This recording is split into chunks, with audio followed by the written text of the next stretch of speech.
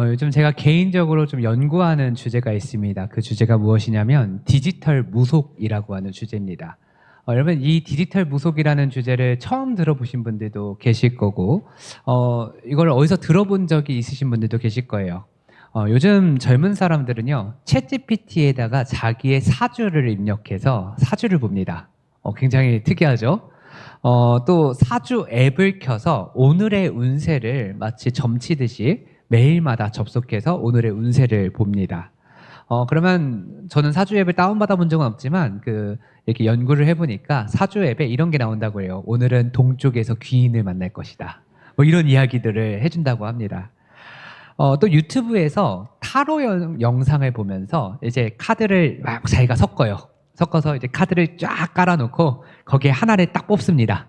그러면 타로 영상을 보면 카드 하나하나 무슨 카드를 뽑으면 이게 어떤 의미다라는 걸 해석을 해주는 거예요.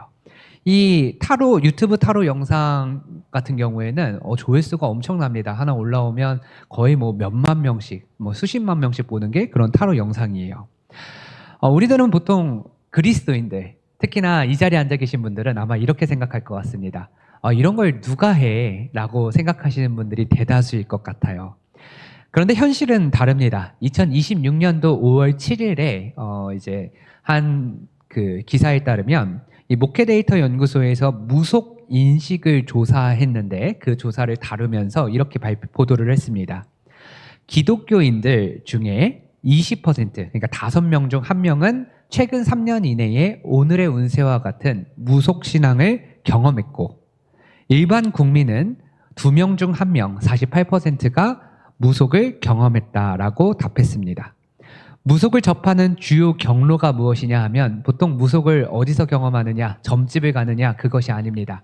무속 경험이 있는 사람들 중 55%가 스마트폰, 온라인 운세 앱으로 무속신앙을 경험했다라고 답을 합니다.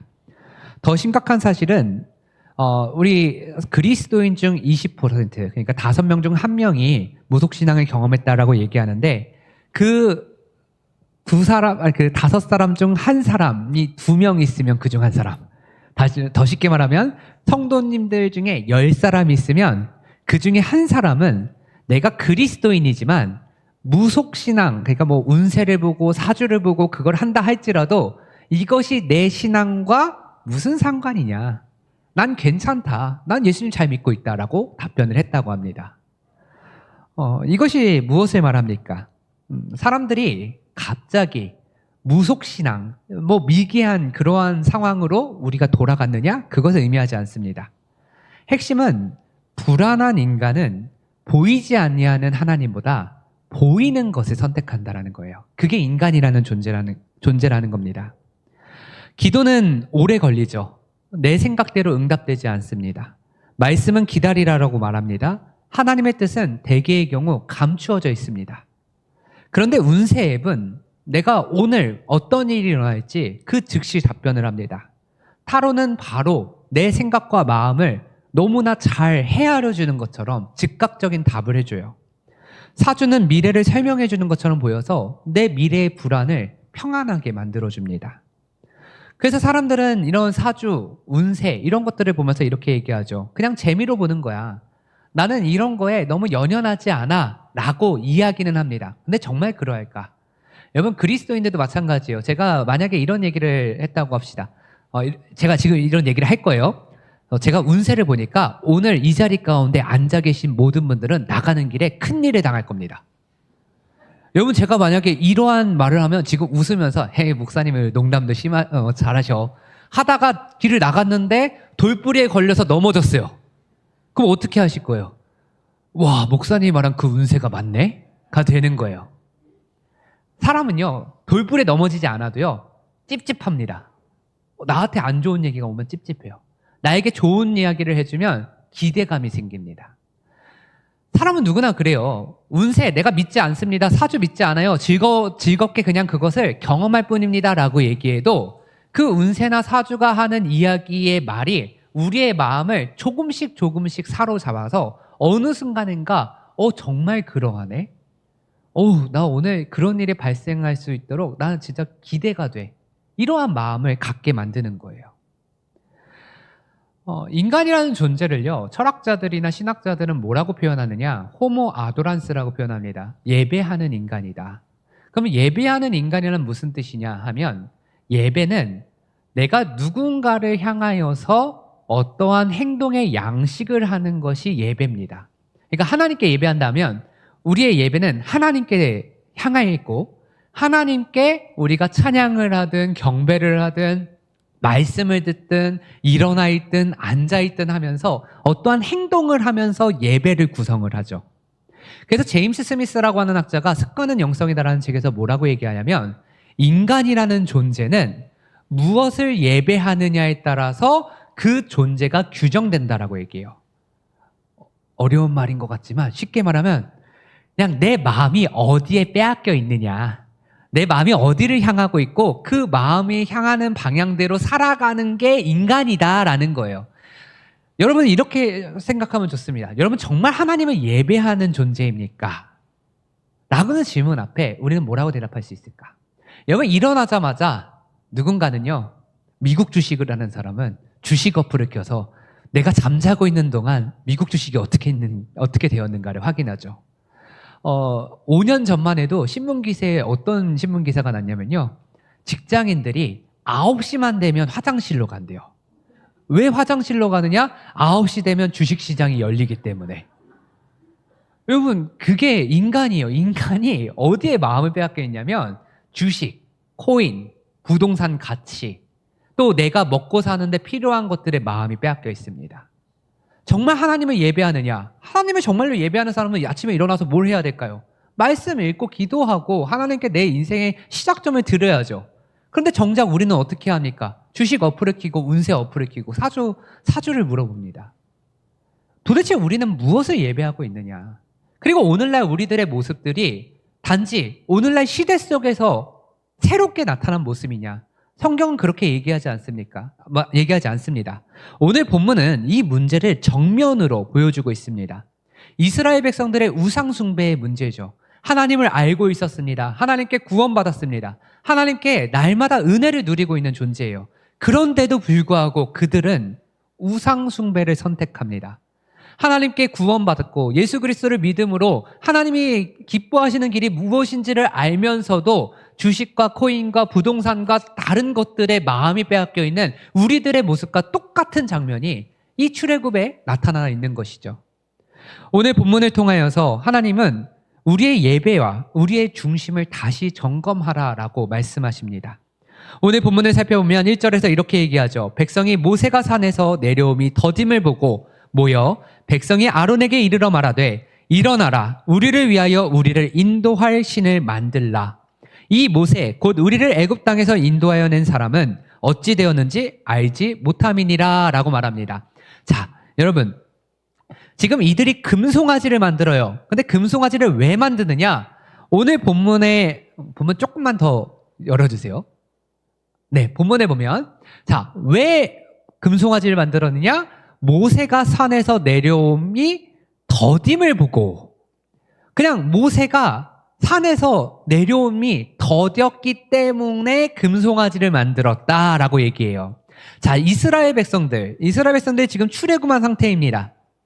출애굽한 상태에서 지금 이제 꺼져도 돼요. 자, 이제 지금 이 광야에 오기까지 어떤 일들이 있었냐면, 애굽 땅에서 하나님께서 10가지의 재앙으로 애굽 백성들을 치시고 이스라엘 백성들 430년 동안 노예 생활을 하던 이스라엘 백성들을 구원하신 사건을 경험했어요. 경험하고 딱 나오자마자 그들의 눈앞에 펼쳐져 있는 게 무엇이었느냐? 홍해였습니다. 고난을 맞이했어요. 그 고난, 홍해 앞에서 여호와 하나님께 부르짖습니다. 하나님, 우리를 왜 여기서 죽이십니까? 모세, 당신이 우리를 여기로 이끌고 와서 우리를 죽게 만드는도다 라고 하면서 부르짖어요. 그런데 그 가운데 모세가 기도를 하고 하나님께서 응답하시사 모세가 손을 펼치니까 홍해가 갈라지는 역사가 일어납니다. 그 홍해를 건너왔어요.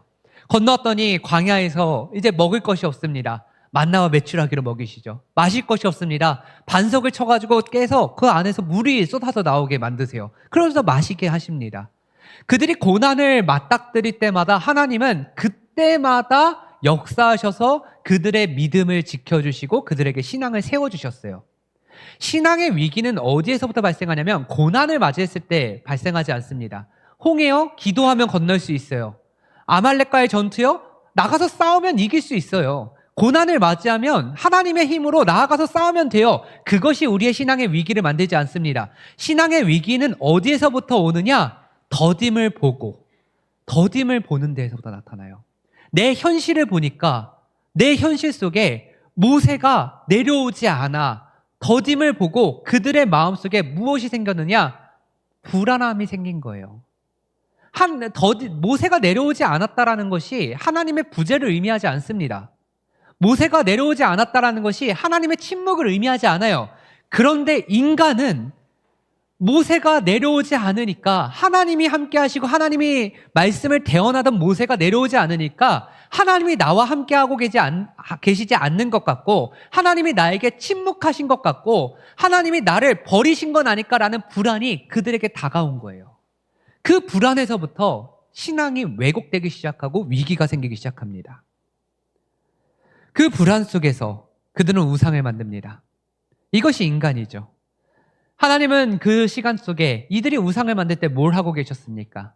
모세에게 이 이스라엘 백성들을 너무나 사랑하사 그들을 위하여 언약을 만들고 계셨어요. 십계명 돌판을 새기고 계셨습니다. 그런데 사람들은 뭘 합니까? 하나님은 그렇게 사람을 사랑하셔서 사람들을 위해서 살 길을 내어주고 계시는데 인간들은 하나님이 보이지 않으니까 하나님을 사랑하기는커녕 금송아지를 만들어서 내 욕망을 실천하고 내 욕망을 사랑하는 방법으로 그렇게 살아갑니다. 백성들은 말합니다. 우리를 위하여 우리를 인도할 신을 만들라. 여러분, 우상이라고 하는 것의 특징이 나타나 있어요. 우상은 무엇이냐? 우리를 위하여 우리를 인도할 우리가 만든 우리의 신입니다. 우상은 사람이 만드는 거예요. 내가 좋으라고 만드는 겁니다.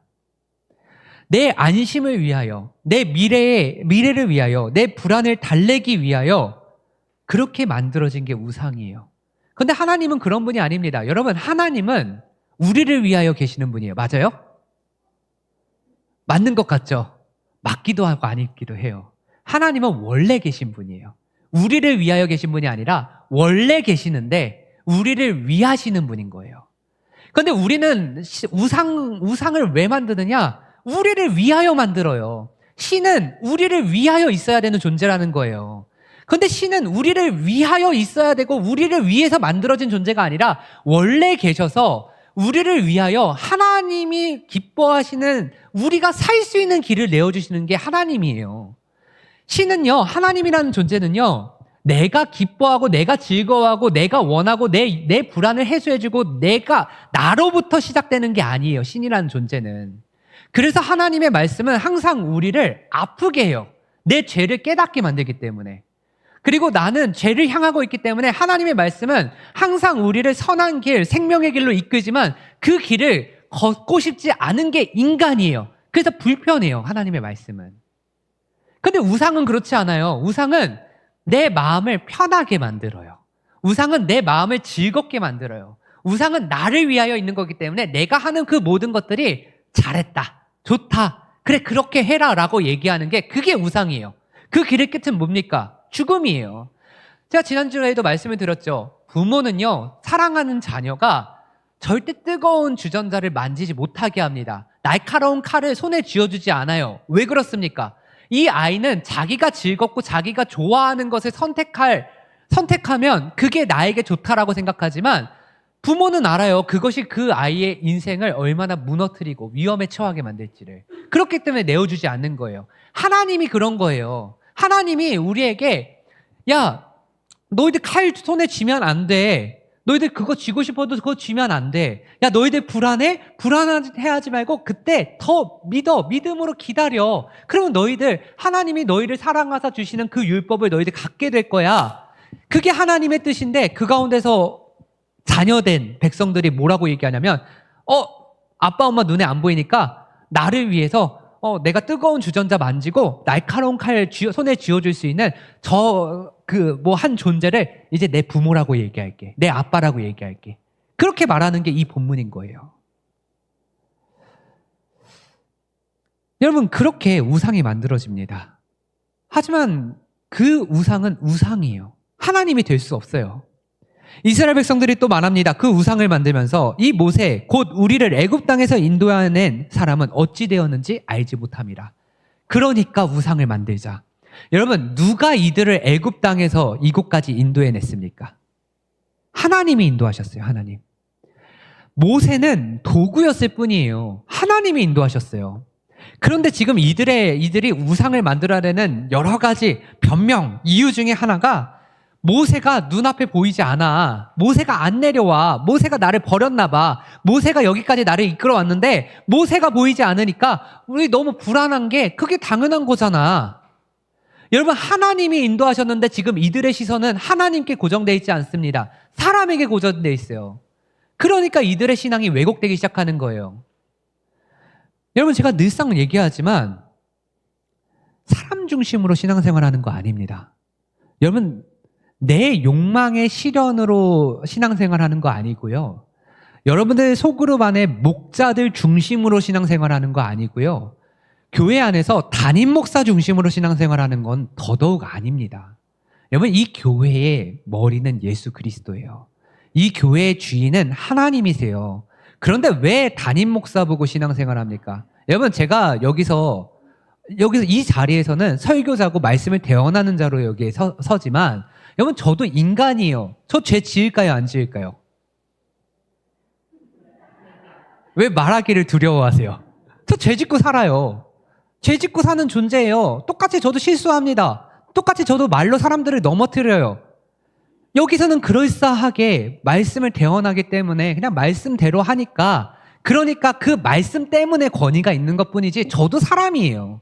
사람 보고 신앙생활하면 반드시 여러분들 신앙이 왜곡됩니다. 모세가 보이지 않아요. 그러니까 이들이 뭘 선택합니까? 우상을 만들죠. 제가 보이지 않으면 여러분 뭐 하시겠습니까? 제가 어느 날 갑자기 하나님께 말씀을 듣겠다, 하나님 말씀 듣겠다고 기도원에 저 이제 40일 동안 올라갈 겁니다 라고 하면 여러분들 당장 다음 주일 어떻게 하시겠어요? 다다음 주일 어떻게 하시겠습니까? 막 걱정되고 불안하죠. 이제 여러분은 불안하면 뭘 만들어요? 우상을 만들기 시작할 겁니다. 사람을 보면. 여러분, 사람 중심으로 신앙생활하는 거 아닙니다. 하나님 중심으로 신앙생활하는 거예요. 눈에 보이는 존재가 다가 아닙니다. 눈에 보이지 아니하시는 하나님이 참입니다. 이스라엘의 몸은 애굽을 떠났습니다. 그러나 그들의 생각과 그들의 습관은 여전히 출애굽하지 못한 상태였어요. 무슨 말이냐면 이런 거예요. 여러분, 이들은 430년 동안 노예 생활을 했습니다. 그들이 노예 생활을 하면서 모든 민족이 지금 이집트에서 보고 배우고 자라왔어요. 이집트에서는요, 신이 보이는 신들입니다. 나일강이 신이고요, 해와 달과 별이 신이고요, 그리고 뱀이 신이고 전갈이 신이고, 그 다음에 진짜 눈에 보이는 소가 신이고, 그게 다 신이에요. 신은 무조건 눈에 보여요. 그런데 나를 구원하신 이 하나님께서는 눈에 보이지 아니하는 신입니다. 눈에 보이지 아니하는데 모세가 있기 때문에 그나마 모세를 통하여서 눈에 보이지 아니하는 하나님을 알게 된 거예요. 그런데 하나님을 믿어야 되는데 눈에 보이는 모세에 집중을 하니까 그 눈에 보이던 모세마저 사라져서 보이지 않으니까 어떤 문제가 발생하느냐? 이전에 내가 지금까지 살아왔던 방식대로 눈에 보이는 신이 필요한 겁니다. 그러니까 이들은 어쩌면 우리들의 모습과 너무나 유사한 거예요. 우리들의 모습이 어떻습니까? 예수 그리스도를 만나서 구원받았어요. 여러분, 구원받아서 천국 백성이죠? 아멘이 없는 거 보니까 아직 안 되신 것 같아요. 자, 여러분, 예수 그리스도를 믿음으로 천국 백성이 되었습니다. 그런데 여전히 우리에게는 죄의 습관이 있어요. 애굽 땅에서 살아왔던 그 모습 그대로 살아가는 거예요. 그래서 우리는 죄악된 그 습관이 여전히 남아있은 채로 예수 그리스도를 믿습니다. 그래서 우리는 하나님을 향한 그 믿음이 때로는 날마다 성장하는 것 같으면서도 어느 순간인가 신앙에 낙심이 있어서 마치 그 주식시장의 빨간 그래프, 파란 그래프처럼 막 왔다 갔다 하는 우리들의 모습을 보게 되는 거예요. 그게 우리들의 모습일 뿐만 아니라 애굽에서 출애굽한 이 이스라엘 백성들의 모습이에요. 이들의 이야기는 단지 뭐 2000년 전, 3000년 전, 4000년 전 그때의 이야기가 아니라 지금 우리들의 이야기예요. 구원받았지만 옛 방식이 남아 있습니다. 그래서 우리는 기도를 주술처럼 여길 때가 있어요. 헌금을 할 때도 마찬가지입니다. 헌금을 하면 복을 하나님께서 주실 거야. 거래하듯이. 그렇게 헌금을 할 때가 있습니다. 교회를 섬길 때, 봉사를 할 때에도 내가 사람들에게 인정받기 위해서, 그래서 봉사를 선택할 때가 있어요. 설교를 들으면서도 말씀 앞에 엎드리기보다 그래, 나 잘하고 있네. 내 생각을 확인받고 싶은 마음이 들 때가 있습니다. 여러분, 이것이 바로 우리의 죄악된 본성대로 예수 그리스도를 믿는다라고 얘기하는 우리들의 모습인 거예요. 그게 금송아지입니다. 사람은 불안할 때 자기가 진짜로 무엇을 의지하는가가 나옵니다. 평안할 때의 고백은 아름답죠. 우리가 평안하고 우리가 삶이 괜찮다 싶을 땐 하나님이 나에게 복 주셨어라고 얘기합니다. 그런데 우리의 삶에 위기가 찾아오고 불안이 찾아올 때 그때 우리가 무엇을 선택하느냐, 그것이 신앙의 실체입니다. 하나님이 응답을 늦게 하신다. 그냥 내 계획상 지금 응답이 와야 되는데 하나님은 왜 내 계획대로 응답하지 아니하시는가? 하나님의 지연은 거절이 아닙니다. 하나님이 침묵하신 것 같아도 하나님은 침묵하지 아니하십니다. 그것은 부재가 아니에요. 하나님이 더디시거나 하나님이 부재하신 것이 아니라 그저 우리의 영혼이 조급한 거예요. 우리의 영혼이 조급하니까 자꾸만 우리는 죄악진 모습 그대로, 그 모습 그대로 살아가려고 그 모습을 자꾸만 만들어내는 거예요. 그게 금송아지인 겁니다. 2절과 3절에서 보면 아론이 그들에게 말합니다. 너희의 아내와 자녀의 귀에서 금고리를 빼어 내게로 가져오라. 3절에서 보면 모든 백성이 그 귀에서 금고리를 빼어 아론에게 가져가매라고 말합니다. 자, 이제 금송아지를 만들려고 아론이 야, 너희들 금붙이 갖고 와. 그래서 금붙이로 이제 금송아지를 만드는 작업을 실행해요. 여러분, 아론은 죄를 짓는 데 있어서 가해자입니까? 피해자입니까? 아론 잘못했어요? 안 했어요? 여기서 왔다 갔다 합니다. 내가 아론이어도 이스라엘 백성들이 다 요구하면 들어줘야 될 것 같아. 그래서 피해자인 것 같아요. 그런데 이제 아론이라는 사람이 누구인지를 알아봐야 돼요. 지금 주보에도 다뤄놨지만 어떤 학자들은 이렇게 얘기해요. 아론이 금붙이를 요구한 것은 금붙이는 그들에게 있어서 굉장히 귀한 귀중품이었기 때문에 금붙이를 요구하면 그들이 주저할까 하여 금붙이를 요구했을 것이다 라고 아론 편을 들어줍니다. 그런데 그건 아론 편을 들어주면 안 돼요. 왜냐하면 아론은 모세가 없을 때 이스라엘을 인도하여 낼 지도자예요. 그리고 아론은 모세와 함께 바로 앞에 서서 하나님의 기적, 하나님의 이적을 경험한 사람이고 하나님 앞에 독대할 수 있었던 사람 중에 한 사람이에요. 하나님을 모르는 자가 아니었고 이스라엘 백성들을 제대로 가르쳐서 하나님의 뜻에 맞게 인도하여야 할 책임이 있는 자예요.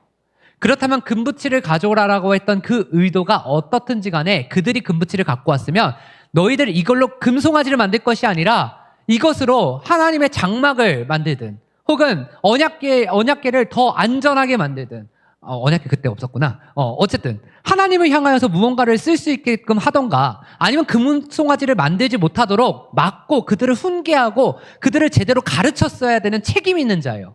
그런데 그가 어떻게 했습니까? 금송아지를 갖고 오니까 그것으로 깎아서 금송아지를 만듭니다. 아론은 죄를 적극적으로 지은 사람이에요. 여러분, 근데 여기서 우리가 한 가지 더 봐야 될 게 있습니다. 여러분, 금붙이가 그냥 금붙이가 아니에요. 그 금붙이가 걸려있던 곳이 어디였느냐? 사람들의 귀였습니다. 귀는 무엇을 하는 겁니까? 귀는 듣는 역할을 해요. 이스라엘 백성들은 듣는 백성입니다. 들어야 하는 백성이에요. 하나님께서 쉐마 이스라엘 신명기 6장에 보면 쉐마 이스라엘로 시작하는데 이스라엘 백성들을 향하여서 하나님이 뭐라고 얘기하냐면 들으라 이스라엘이라고 얘기를 합니다. 너희들 들어라. 하나님의 말씀을 들어야 하는 귀에 붙어있는 금붙이에요. 그런데 이스라엘 백성들은 그걸 떼어서 뭘 만듭니까? 하나님의 말씀을 듣지는 아니하고 내가 좋아하는 금송아지를 만드는 거예요. 말씀을 듣지 않는 귀는 결국 우상을 만들게 됩니다. 여러분들 말씀을 듣지 않으면요, 여러분들이 선택하는 건 죄예요. 말씀은 자꾸만 죄를 드러내서 끊어내게 만드는데, 말씀을 듣지 않으면 나는 잘 살고 있는 것 같아요. 나는 괜찮은 삶을 살아가고 있는 것 같아요. 그렇게 우리는 우상을 만들어내는 거예요. 근데 그 아론이 그렇게 금고리를 받아서 조각칼로 새겨 송아지 형상을 만듭니다. 여러분, 아론 좋은 사람입니까? 나쁜 사람입니까? 좋은 사람이에요? 나쁜 사람이에요? 나쁜 사람이에요? 좋은 사람이에요? 나쁜 사람이죠. 나쁜 사람이에요. 여러분, 이렇게 생각해 봅시다. 이 아론이 지금 지도자입니다. 모세의 부제시에는 아론이 이스라엘 백성들을 인도해야 할 지도자예요. 자, 여러분, 오늘 스승의 날이니까 이렇게 생각해 봅시다. 좋은 스승은 누구일까요? 좋은 스승. 여러분들 머릿속에 내 어린 시절 혹은 지금이라도 정말 좋은 선생님은 누구였습니까? 그리고 그분은 왜 여러분들에게 좋은 선생님이다라고 기억이 되고 계십니까? 이 질문을 제가 학교에서 이렇게 들었어요. 이제 교수님께서 학생들한테 여러분들에게 가장 좋은 선생님은 누구십니까? 한번 떠올려 보세요. 그 선생님이 왜 여러분들에게 좋은 선생님으로 기억되었습니까? 한 다음에 이제 한 40여 명의 학생들이 있었는데 한 명씩 발표해 보게 했습니다.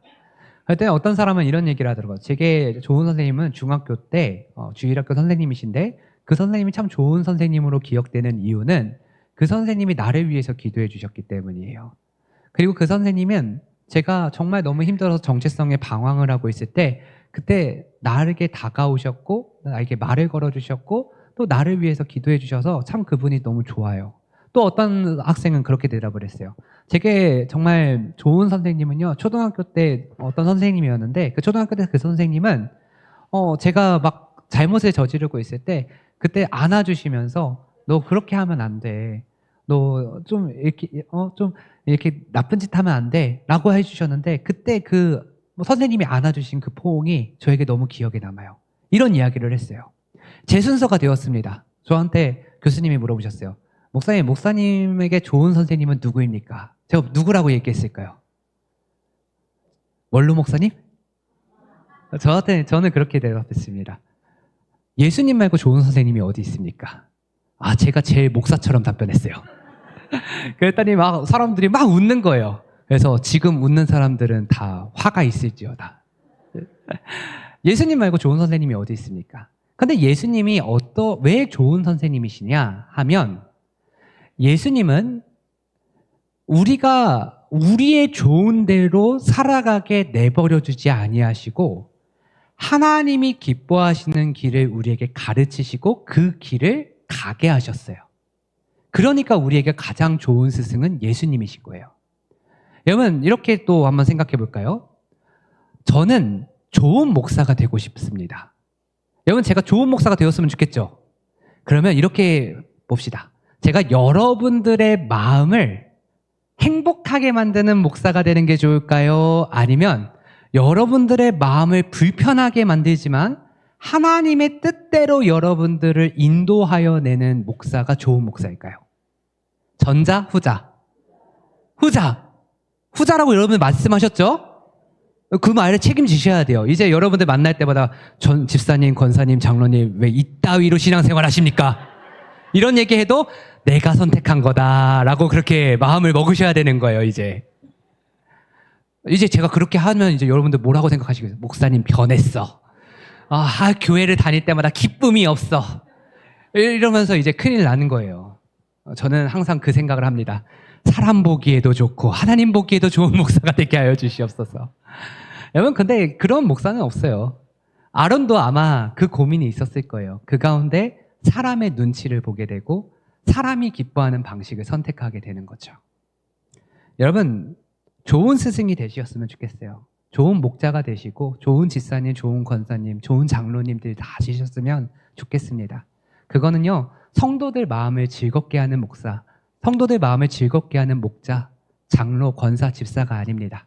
하나님 보시기에 하나님 보시기에 좋은 길을 우리가 가르칠 수 있어야 되고 우리가 그렇게 살아낼 수 있어야 되는 거예요. 여러분, 이렇게 아론은 금을 받아서 부었고 송아지 형상을 만듭니다. 그리고 나서 이렇게 얘기하죠. 이는 너희를 애굽 땅에서 인도하여 낸 너희의 신이로다. 여러분, 애굽 땅에서 인도하여 낸 너희의 신이로다. 여러분, 지금 만들어졌는데 지금까지 우리를 인도하여 낸 신이다. 말이 되지 않습니다. 논리적으로 맞지 않아요. 혹은 지금까지 인도하여 낸 여호와 하나님께서 지금까지 우리에게 형상을 주지 아니하셨는데 우리가 형상을 만들어 놓고 우리는 여호와 하나님 제대로 믿는 거야. 여호와 하나님의 형상을 만들었을 뿐이야. 여러분, 논리적으로 그것도 맞지 않습니다. 우상은요, 논리로 만들어지는 것이 아니에요. 우상은 무엇으로 만들어지느냐? 우리의 욕망으로 만들어지는 겁니다. 아론의 죄는 우상을 만든 것이 아니라 백성의 요구를 거룩한 분별 없이 받아준 겁니다. 영적인 지도자는 백성의 욕망을 하나님의 뜻에 맞게 포장하는 자가 아니라 하나님의 뜻에 맞게 인도하는 자입니다. 목사는 성도의 아픔을 품어야 합니다. 그러나 성도가 불신앙으로 가면 그것을 가르쳐 하나님의 뜻대로 살게 하는 존재입니다. 교회는 시대의 질문을 들어야 됩니다. 그러나 시대의 그 흐름을, 우상을 예배당 안으로 가져오는 게 그게 교회의 모습이 되어서는 안 됩니다. 5절에서 보면 아론이 보고 그 앞에 제단을 쌓고 이에 아론이 공포하여 이르되 내일은 여호와의 절이리라. 너무 충격적이에요. 아론이 뭐라고 얘기합니까? 그 송아지 상을 앞에다가 제단도 쌓아요. 제물도 있어요. 숭배할 그 형상도 갖춰졌어요. 그러면서 내일이 여호와의 절일이다. 오늘날로 말하면 내일은 예배드리는 날이다. 그러니 내일 이 형상 앞에서 우리 모두가 여호와의 날, 그날에 맞춰서 예배드리자. 이게 혼합주의입니다. 겉으로는 여호와 하나님을 이야기합니다. 그러나 속으로는 송아지예요. 입술은 여호와 하나님을 부르지만 그러나 그들의 눈은 이 송아지에 고정되어 있습니다. 이스라엘은 하나님을 완전히 버린 것이 아닙니다. 하나님을 자기들의 생각 안으로 가두어 버린 거예요. 하나님을 보이는 형상 안에 가두어 버렸습니다. 그렇게 자신들의 욕망, 불안이라고 하는 그 감정을 달래주는 종교적인 장치로 만들어 버렸어요. 이 우상의 이름은 여호와 하나님입니다. 여호와를 믿습니다. 그러나 정말 여호와를 믿습니까? 단지 형상을 만들어서 예배할 뿐입니다. 그런데 정말 단순히 형상을 만들어서 예배하는 것입니까? 이것은 죄입니다. 우상은 하나님이 없다라고 말하는 것이 우상이 아니에요. 우상은 하나님을 믿는다라고 얘기하면서 다른 것에 마음을 뺏기는 게 그게 우상입니다. 하나님의 거룩을 빼고 위로만 남기는 것이고요. 하나님의 주권을 빼고 축복만 남기는 것입니다. 하나님의 심판을 빼고 성공만 남기는 것입니다. 십자가 없는 축복, 회개 없는 위로, 순종 없는 은혜, 거룩 없는 부흥, 말씀 없는 감동, 자기 부인이 없는 제자도, 이 모든 것이 우리에게 금송아지입니다. 그러니까 10명 중 한 사람이 나는 운세를 보지만, 나는 그렇게 사주를 보지만 이게 뭐가 잘못입니까? 나는 예수님 믿고 있는데. 그런 답변이 나오는 이유가 여기에 있는 거예요. 6절에서 보면 이튿날에 그들이 일찍이 일어나 번제를 드리며 화목제를 드리고 백성이 앉아서 먹고 마시며 일어나서 뛰놀더라. 예배의 현장이 펼쳐집니다. 그런데 그 예배의 현장 너무나 즐겁고 행복합니다. 왜요? 나를 위하여, 나를 인도하여 내 욕망, 내 불안을 씻겨줄 내가 만든 신이 있으니까. 겉으로는 예배처럼 보입니다. 그러나 하나님은 이 예배를 받지 아니하십니다. 왜 그렇습니까? 예배의 형식은 있었지만 예배의 대상이 달라졌기 때문이죠. 이름은 여호와였지만 그 중심은 내 욕망의 우상, 금송아지였기 때문입니다. 스바냐 1장 5절과 6절에도 같은 이야기가 나옵니다. 우리 금요기도회 때 함께 나누었던 말씀인데, 이 스바냐 선지자는 요시야 왕 때의 선지자입니다. 요시야 왕은 개혁을 일으킨, 종교개혁을 일으킨 왕이에요.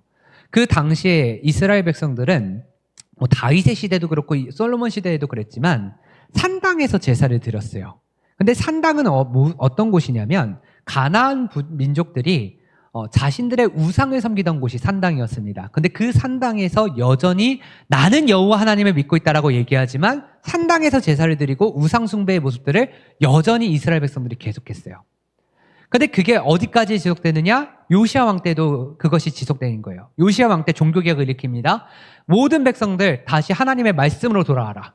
그래서 그 당시에 이스라엘 백성들은 하나님의 말씀으로 돌아와서 예배를 하나님이 원하시는 방법으로 드리는 것이 그게 법적으로 옳았어요. 그런데 자신의 삶은 여전히 이전의 모습 그대로를 살아왔던 거예요. 그래서 스바냐 1장 5절과 6절에 또 지붕에서 하늘에 뭇 별에게 경배하는 자들과 경배하며 여호와께 맹세하면서 말감을 가리켜 맹세하는 자들과 여호와를 배반하고 따르지 아니한 자들과 여호와를 찾지도 아니하며 구하지도 아니한 자들을 멸절하리라 라고 말합니다. 어떤 말씀이냐면 이런 말씀이에요. 여호와 하나님을 믿는다라고 얘기를 해요. 법적으로 그렇게 하라고 했으니까. 그런데 나는 만나서는 하나님 믿죠? 나도 하나님 믿어요. 하나님께 예배 드려야죠. 예배 드리러 갑시다 라고 말하고 지붕 위에서는 하늘과 달과 별들에게 경배하고 있는 거예요. 그리고 우상인 말감의 신상 앞에서 나는 하나님을 예배한다라고 말하면서 말감 앞에 절하고 있는 거예요. 그러면 사람들이 야 그거 말감하게 절하는 거 아니야? 아니 말감은 모양이고 나는 여호와 하나님께 예배드리는 거야. 요시야 시대에도 그랬어요. 지금 우리들도 마찬가지입니다. 사주 보면서 운세 보면서 이거 그냥 재미로 보는 거야. 마음 0.01% 이 정도 뺏기는 거 쯤이야 괜찮아. 주식 어플 키고 코인 어플 키고 예배 설교 기면 이 시간 동안에도 코인이 떨어질까 떨어지지 않을까 그거 걱정하면서 몰래 보고 유튜브 알고리즘이 궁금해서 설교 시간 중에도 핸드폰 켜가지고 보고 있는 그 마음들. 그게 출애굽 때도 그랬고 요시야 왕 때도 그랬고 지금도 그러고 앞으로도 그럴 우리 우상 숭배의 현 주소라는 거예요. 예배는 흥분이 아닙니다. 예배는 하나님 앞에 엎드리는 겁니다. 예배는 내가 만든 신을 즐기는 시간이 아닙니다. 살아계신 하나님의 말씀 앞에서 내 욕망을 주저앉히는 거예요. 참된 예배는 내 욕망을 정당화하지 않습니다. 내 욕망을 십자가 앞에 못 박아야 되는 게 그게 예배의 자리고 그게 하나님께서 기뻐하시는 길이고 우리가 살 수 있는 유일한 길이에요. 여러분 그렇게 이스라엘 백성들이 죄를 지었습니다. 그렇게 우리들이 죄를 짓고 삽니다.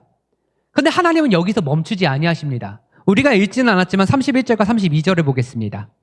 31절과 32절을 보면 모세가 여호와께로 다시 나아가 여짜오되 슬프도소이다. 이 백성이 자기들을 위하여 금신을 만들어 싸우니 큰 죄를 범하였나이다.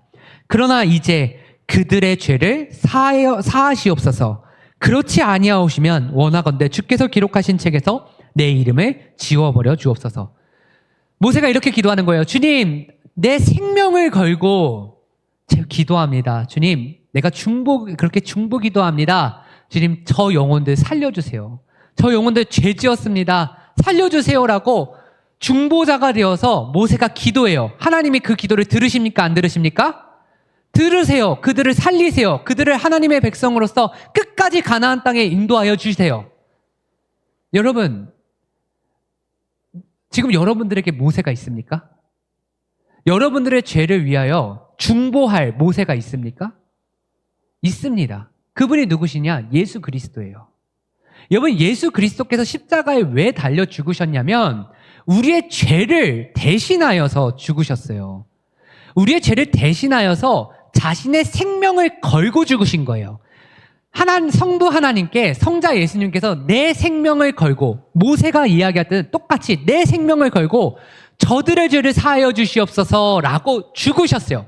생명을 내어주심으로 우리의 유일한 중보자가 되어주셔서 예수 그리스도를 믿는 자마다 우리는 이스라엘과 같은 똑같은 죄를 짓고 있지만 그 죄가 더 이상 나를 심판의 그 대상 앞에 두지 아니하고 그 죄를 나에게 묻지 아니하시고 예수님의 생명으로 말미암아 내가 살게 된 거예요. 여러분, 우리에게 모세가 바로 예수 그리스도예요. 이 장면은 똑같이 이루어지는 거예요. 예나 지금이나 앞으로도 변함없는 하나님의 모습을 보여주시는 거예요. 야, 이스라엘 백성 때에 모세가 생명을 걸고 기도함으로 그들의 죄를 사하여 주었어. 그 이후에 내가 똑같이 안 했을까? 아니, 똑같이 그렇게 해왔어. 예수 그리스도의 그 보혈로 말미암아 너희들이 죄를 지었음에도 불구하고 나는 너희들을 심판하지 아니하고 예수 그리스도를 심판함으로 내가 너희들을 살렸어. 너희들 예수 그리스도, 그분이 너희들의 길과 진리요 생명이야. 그게 하나님이 우리에게 보여주신 모세, 정말 영적인 참 스승, 참 지도자의 모습이라는 것이죠. 모세는 중보자의 그림자였습니다. 예수 그리스도는 완전한 중보자가 되십니다. 모세는 죄인을 위하여 생명을 걸었습니다.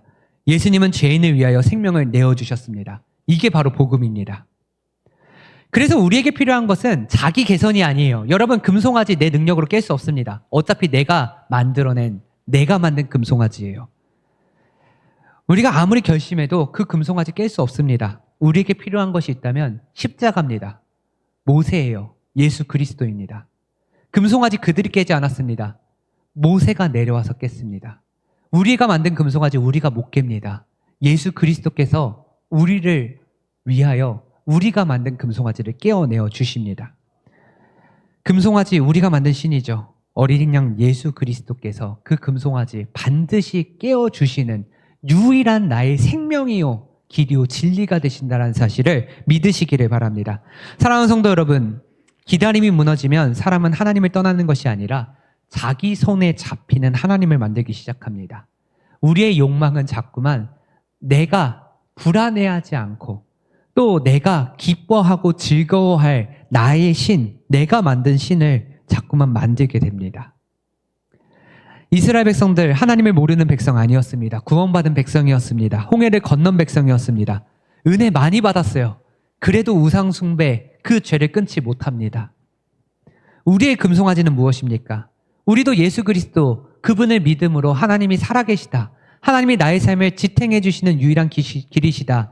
나를 먹이시고 입히신다. 그렇게 날마다 은혜의 고백을 하면서 살아갑니다. 그럼에도 불구하고 이스라엘 백성들과 우리는 여전히 우상 숭배를 합니다. 그 우상, 돈일 수 있습니다. 자녀일 수 있습니다. 성공일 수 있습니다. 다른 사람들의 인정일 수도 있습니다. 건강일 수도 있고요. 목회의 성공일 수도 있어요. 교회 성도들의 숫자일 수도 있습니다. 스마트폰 속 알고리즘일 수도 있습니다. 미래를 알려준다라고 하는 점술일 수도 있어요. 중요한 것은 형태가 아니라 우리의 마음이 어디를 향해 있느냐, 나의 중심이 무엇을 향해 있느냐입니다. 하나님은 오늘 우리에게 결단을 요구하십니다. 언젠가 내가 이 우상 깨트릴 수 있겠지. 나중에 이 우상 내려놓을 수 있어. 지금은 아니야. 아니요, 하나님은 지금 요구하고 계세요. 그 우상이 깨어지기를 원하십니다. 어떻게 깨어집니까? 여러분, 십자가로 돌아오십시오. 여러분, 예수 그리스도의 그 복음으로 돌아오십시오. 우상은 우리를 책임지지 못합니다. 우상은 우리의 죄를 씻기지 못합니다. 오히려 우리가 죄짓게 만드는 게 우상입니다. 우상은 우리를 죽음으로 이끕니다. 그러나 예수 그리스도는 아닙니다. 예수 그리스도는 우리를 살리십니다. 우리의 죄를 씻어주십니다. 예수 그리스도는 우리의 인생을 책임지시는 분이십니다. 주님께 돌아가십시오. 송아지는 깨트려도 됩니다. 그러나 여러분, 십자가를 붙들어야 됩니다. 내가 만든 신 버려도 됩니다. 그러나 나를 만드신 하나님께 돌아가야 됩니다. 불안한 시대입니다. 여러분, 경기가 너무 어렵습니다. 코스피 수치 들쑥날쑥한다 할지라도 누군가는 그러더라고요. 여러분, 코스피가 15,000까지 갈 거래요. 여러분, 그 말에 기대가 됩니까? 3,000이었을 때랑 지금 8,000 왔다 갔다 하는 지금이랑 여러분 삶이 2배가 넘게 더 잘 살고 더 편안해졌습니까? 15,000원이 된다 할지라도 그건 숫자에 불과할 뿐이에요. 우리는 더 불안해할 거고 우리는 더 흔들릴 겁니다. 여러분, 이 불안한 세상 속에서 우리가 돈을 의지한다 해도 돈은 우리를 지탱해 주지 못하고, 우리가 관계를 의지한다 할지라도 관계는 우리를 지탱해 주지 못하지만, 우리가 살아가고 있는 이 인생 속에서 유일한 소망이 있다면 그것은 바로 예수 그리스도예요. 백문일답이 있죠. 100가지 질문의 유일한 답은 예수 그리스도이다. 여러분의 인생의 그 어떠한 질문, 어떠한 불안, 어떠한 문제도 그 답은 예수 그리스도께 있습니다. 자기 확신의 송아지, 하나님의 이름을 붙인 인간의 욕망의 송아지, 여러분, 그 송아지를 내려놓으시기를 바랍니다. 교회는 달라야 되고 성도는 달라야 됩니다. 우리는 예수님의 다시 오심을 기다리는 백성입니다. 하나님의 말씀을 듣는 백성입니다. 우리는 보이지 않는 하나님을 믿는 백성입니다. 우리는 금송아지가 아니라 하나님의 어린 양을 따르는 백성입니다. 오직 예수 그리스도 안에서 그렇게 새로운 삶을 선택하는 저와 여러분들 되시길 바랍니다. 끝까지 죄의 길을 선택하는 것이 아니라 주의 길을 선택하는 우리 교회와 여러분들의 가정 되시기를 간절히 축원합니다.